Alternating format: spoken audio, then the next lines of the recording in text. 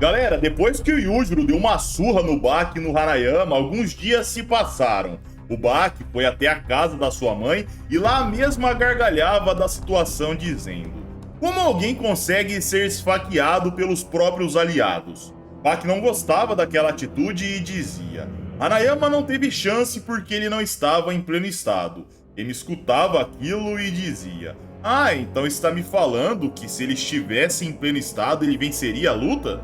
Baki ficava em silêncio, ele sabia que a resposta era não, e Emi continuava: filho, entenda uma coisa, não importa o quanto lutem, a liga infantil ainda é infantil, não pertence ao mundo dos grandes. Baki ficava frustrado vendo a fraqueza do mundo que ele estava vivendo e ele começava a preparar seu café e em seguida tomava. E ela dizia: mas seu objetivo é alcançar esse nível, não é mesmo? Se sim, nunca deve mostrar compaixão pelos seus oponentes, estando feridos ou não. Ela acendia um fósforo, começava a fumar e continuava dizendo: a partir do momento em que se engajar numa luta de verdade, você deve destruir seu adversário com toda a força. Não importa quem seja, se é fraco ou se é apenas um bebê. Essa é a filosofia do homem mais forte entre os vivos.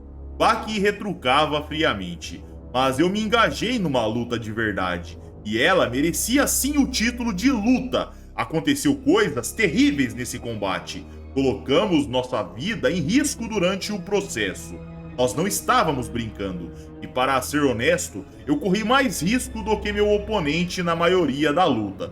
Só que, graças a isso, eu e o Hanayama criamos um vínculo, se respeitamos agora, e eu fiz isso com o Sr. Yuri também. Por mais que se enfrentamos numa luta treino, isso aconteceu. Eu fiz o mesmo com o macaco de Hida. Sabe, mãe, eu só tenho 13 anos, mas desde o dia em que nasci, tudo o que fiz foi para vencer o meu pai, a criatura mais forte que existe.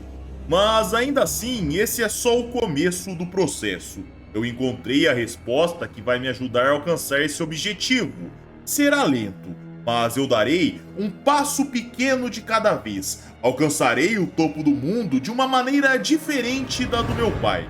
Ele escutava aquilo impressionada e Baki a encarava, até que sua mãe sorria e dizia: você me mostrou algo interessante com suas palavras. Ela se levantava, ia até uma gaveta, pegava um objeto e dizia: isso é pra você. Baki pegava uma carta, via que ela tinha sido enviada por Hanayama e Emi dizia: seu amigo nem se recuperou e já tá mandando cartas. É por isso que a escrita tá tão ruim assim. Quando Baki abria o conteúdo, ele via que dizia: eu quero ver você. Rapidamente ele saía correndo, ia atravessando as ruas da cidade em alta velocidade, até que chegava no hospital em pouco tempo. Quando ele entrava no quarto de Hanayama, ele via o estado de seu rival. Graças ao seu pai, as pernas do Yakuza mais forte foram destruídas, seus braços quase arrancados, porém ele ainda sorria. Mesmo que sem dentes, ainda se mostrava feliz.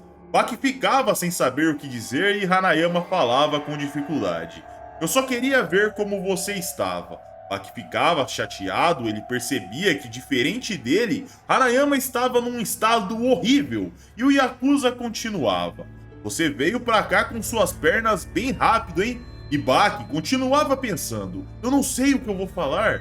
E Hanayama dizia: você não precisa dizer nada, mas o seu rosto tá muito limpo, mesmo depois de se enfrentarmos daquela forma. Sabe, Baki, eu não tenho um pingo de arrependimento em relação à nossa luta. Só é uma pena que esse meu corpo não estará na linha de frente por um tempo. Mas eu preciso te dizer, você ficará muito forte, ainda mais forte que seu pai. Baki escutava aquilo, fechava seu punho e dizia: Hanayama, te mostrarei que eu sou o mais forte, então conte comigo. Mas na mesma hora, Baki pensava: agora que eu disse isso, eu não posso voltar atrás com minhas palavras. Hanayama sorria e dizia: muito bem, esse é o espírito. A cena ia para as montanhas de Hida. Lá o ogro caminhava enquanto o sangue era espalhado pelo local. Ele sorria e víamos, ele com a cabeça de Yashazaru, e o ogro dizia: no final das contas, esse bicho era uma maldita criança igual o Baki, mas garantirei que isso chegue nas mãos certas. A cena ia para o dia seguinte, onde o filho do ogro acordava cedo para treinar. Ele se ajeitava, finalizava amarrando uma faixa na sua cabeça e começava a se alongar. Baki estava sério, ele sabia da seriedade da sua promessa para Hanayama. Ele se impulsionava para trás, se levantava e começava a se aquecer com uma mão na barra. Após isso, ele ia para as flexões. Primeiro, ele começava com 5 dedos, depois 3, 2 e por último 1 dedo. Após centenas de movimentos, ele parava e ainda assim os pássaros confiavam em vir até ele. Baki via o animal interagindo e o narrador dizia: "O que ele faz ali é um treinamento chinês." Tal proposta atravessou eras, e esse vazio que traz a confiança do pássaro irá melhorar os seus reflexos. Mas como isso funciona exatamente? Ele usa o mecanismo que fazem os pássaros voarem. Quando o animal se prepara para pular e bater asas, o treinamento vai consistir em mover um braço para baixo no momento exato. Você interceptará o movimento, mas não pode assustá-lo. Mas algo deve ser considerado nesse processo.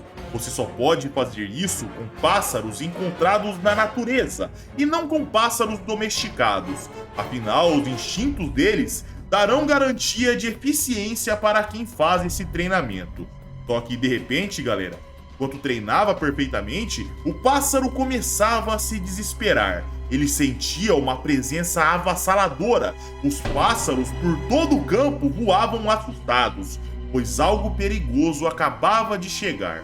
Baki via seu pai e Yujiro dizia: "Esse treinamento é antigo demais, mas eu vim aqui para te falar uma coisa, lutador esportista. Daqui um mês iremos lutar." Ao escutar isso, Baki começava a tremer. Seu corpo queria cair e Yujiro continuava: "Você irá me mostrar tudo o que construiu nesses 13 anos, mas se certifique de mostrar algo bom." Baki ficava com medo e seu pai continuava: "Ah, eu quase me esqueci.